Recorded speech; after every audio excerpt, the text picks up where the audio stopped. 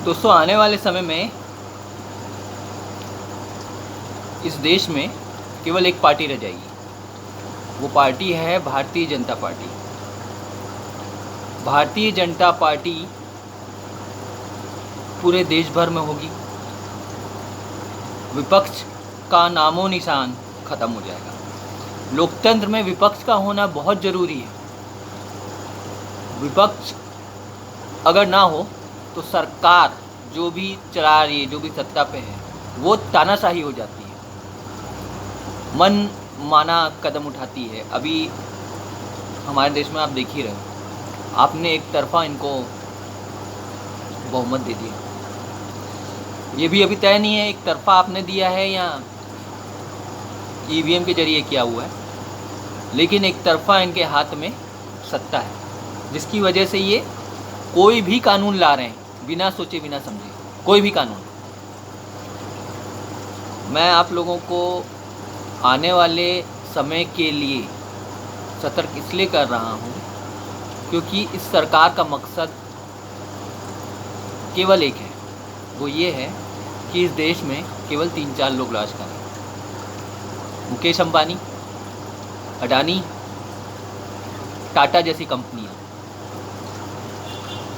ये पूरी तरीके से कंपटीशन ख़त्म करना चाहती हैं। दरअसल होता ये है कि अगर जो छोटी स्केल की जो इंडस्ट्रीज़ होती हैं वो अगर पनपती हैं तो उससे जो बड़े उद्योगपति हैं उनको कहीं ना कहीं नुकसान होता है।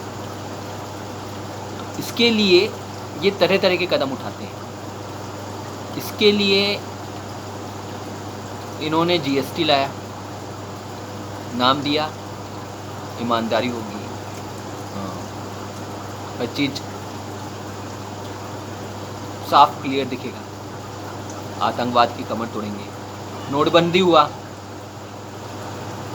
लेकिन आज भी आतंकवाद वहीं का वहीं है। आज भी हमले हो रहे हैं हमारे नौजवानों पर, आज भी शहीद हो रहे हैं वो जो सबसे बड़े हीरो हैं हमारे देश के। तो इस तरह के कानून जो लाए जाते हैं वो उद्योगपतियों को राज कराने के लिए लाए जाते हैं। एक चीज़ मैं आप लोगों को बताना चाहूँगा, हमारे देश में काफ़ी असंतुष्टता है आम जनता के बीच में। खाई हिंदू मुसलमान के बीच बढ़ती जा रही है दिन ब दिन। लेकिन आप लोग को ये चीज़ बताऊंगा, इन्हें मालूम है ये बात बहुत अच्छे से कि यहाँ जो माइनॉरिटी है या मुस्लिम है या नीचे जात वाले हैं, SC ST वगैरह हैं, वो यहीं रहेंगे, इसी देश में रहेंगे, इस देश में ही रहेंगे। ये देश सबका है। लेकिन मकसद ये है कि आपस में लड़ा करके उद्योगपतियों को फ़ायदा कैसे पहुंचाया जाए। दरअसल आपके अधिकार को अगर सरकार कुचलेगी तो आप खड़े होगे इनके खिलाफ, और आप जब इनके खिलाफ खड़े होगे तो ये कहीं ना कहीं आने वाले समय में बीजेपी के लिए खतरा हो जाएगा। बीजेपी की सरकार गिर जाएगी, 2024 में हार जाए। या अभी चुनाव जो हुआ था 2019 में भी लगभग हारने के कगार पर थी। लेकिन ये ऐसा कुछ हथकंडा अपनाते हैं जैसे अचानक से 40 जवान मर गए, शहीद हो गए। जम्मू कश्मीर में एक बच्चा 15 साल का RDX रख करके आया और सीधा CRPF जवानों की गाड़ी में अपनी गाड़ी को घुसेड़ दिया। अब उसके बाद 40 जवान शहीद। लेकिन ये जो हुआ, इस घटना की जो जांच है वो अलग अलग संस्थाओं से कराई गई। लेकिन ये जो सारी संस्थाएं हैं ये तो इन्हीं की है, केंद्र सरकार की। अब ये हमला पाकिस्तान ने करवाया, जबकि एक रिपोर्ट ये बता रही थी कि खतरा है। उसके बाद भी इन्होंने अनदेखा किया उस खतरे को।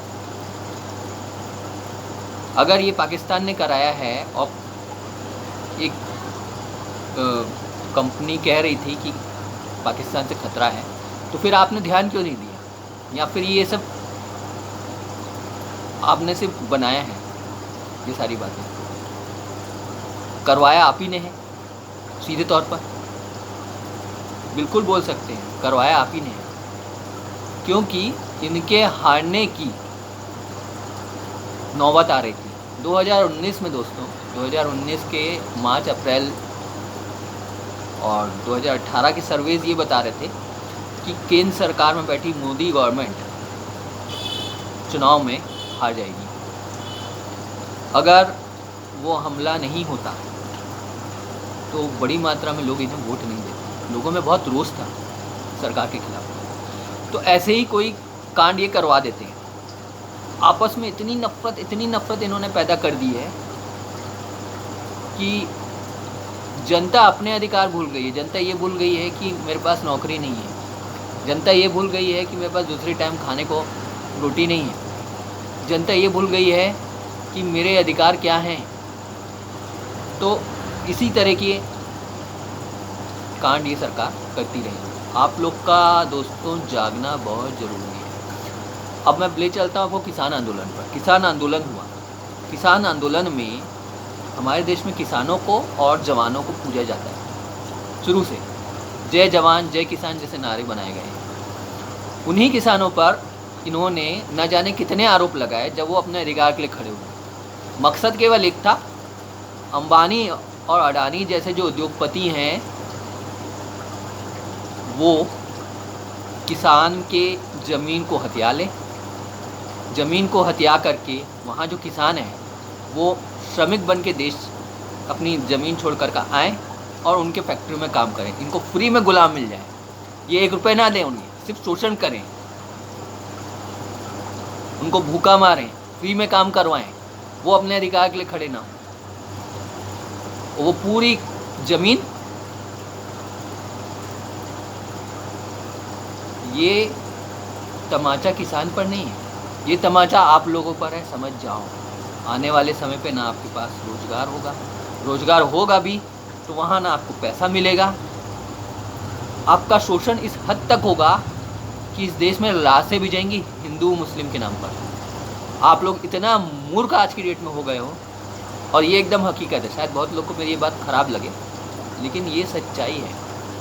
जाग जाइए आप लोग। अगर नहीं जागे, मैं नहीं बोलता आप दूसरे किसी पार्टी को, मैं किसी पार्टी का समर्थन नहीं करता। 2014 से पहले राहुल गांधी और गांधी परिवार ने भी यही काम किया है। बस अंतर ये है कि इन्होंने तेज़ी नहीं लाई। कारण ये है कि इनके पास उतनी मात्रा में सीटें नहीं थी, वरना ये भी वही काम करते।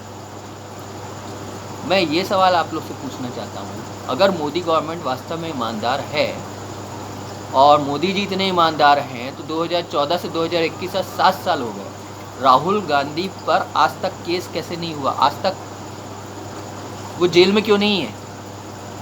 रात दिन माँ बेटे माँ बेटे माँ बेटे माँ बेटे रात दिन गाली देता रहता है ये आदमी, लेकिन आज तक इसने 2 दिन जेल की हवा नहीं खिलाई है राहुल गांधी। आप लोग शायद बोलोगे कि बहुत बड़ा आदमी है। अरे आप तो देशभक्त हो, आप तो देश के प्रधानमंत्री हो।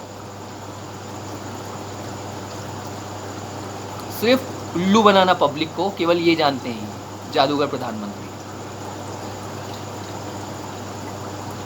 और प्रधानमंत्री जी आपसे ये इल्तिजा करूंगा, आप छोड़ दो, बख्श दो जनता को।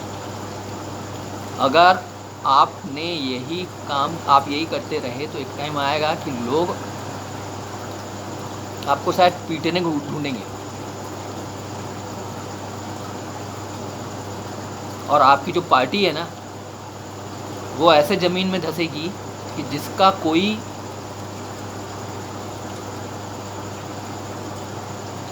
दोबारा बीजेपी कभी पनप नहीं पाएगी। खैर,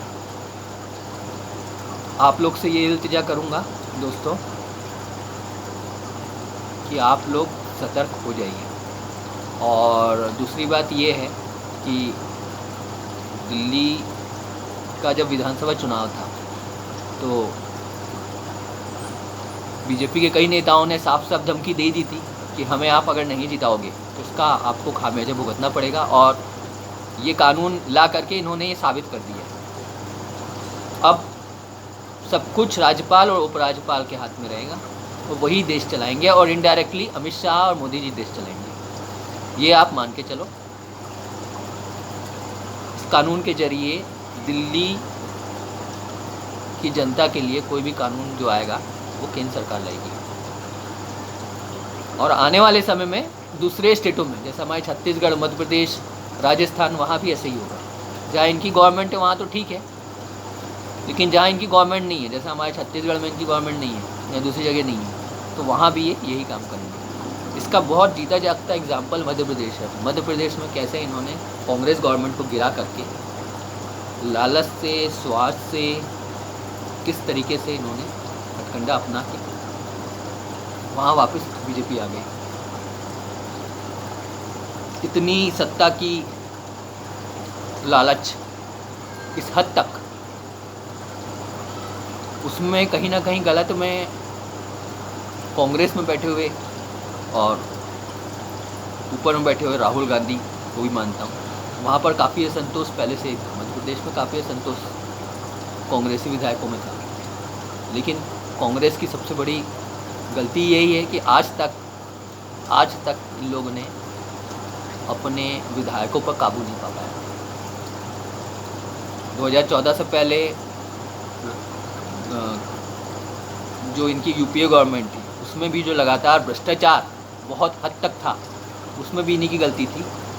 इनके मंत्री और इनके विधायक इतना भ्रष्टाचार करे कि जिसकी वजह से आज मोदी जैसा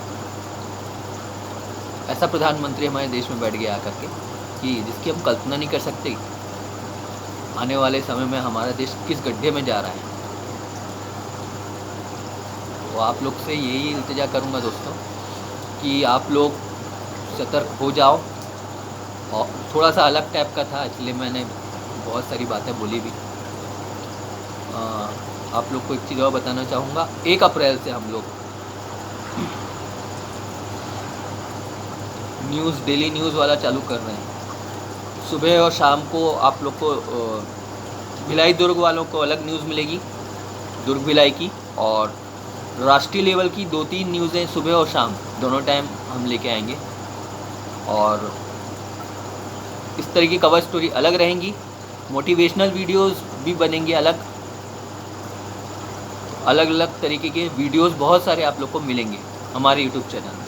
कम से कम एक दिन में 6, 7, 8 वीडियोस आप लोग को मिल जाएंगे अलग अलग तरीके के, और इसमें न्यूज़ भी रहेगी, डेली न्यूज़ रहेगी कि आज शहर में क्या चल रहा है, राज्य में क्या चल रहा है, और नेशनल लेवल पर क्या चल रहा है। क्योंकि हमसे काफ़ी लोग जुड़े हैं जो बाहर के भी हैं, तो उनके लिए भी खबर लाना ज़रूरी है, और नेशनल लेवल की न्यूज़ भी ज़रूरी है। इसलिए हम लोग को नेशनल लेवल की भी न्यूज़ बनानी है। कवर स्टोरी तो रहती है जो कहीं ना कहीं नेशनल लेवल को कवर करती है, जो इस तरह के मुद्दे में लेके आता हूँ। न्यूज़ भी रहेगी डेली लेवल की। आप लोग भी हमारे ईमेल एड्रेस मेरा एक है singshiv180@gmail.com, इसमें अपने संदेश, मैसेज या कोई न्यूज़ है तो भेज सकते हैं। और हमारे वीडियोस को आप इसी तरीके से पसंद करते रहिए, और आप लोग का साथ बहुत ज़रूरी है। और दोबारा से मैं आपको बोलूँगा, कोरोना काल में बहुत बच के चलिए, सतर्क रहिए, अपने बच्चों को सुरक्षा और अपने आप को सुरक्षित रखिए। आप सुरक्षित रहेंगे तो देश सुरक्षित रहेगा। तो आज के लिए मैं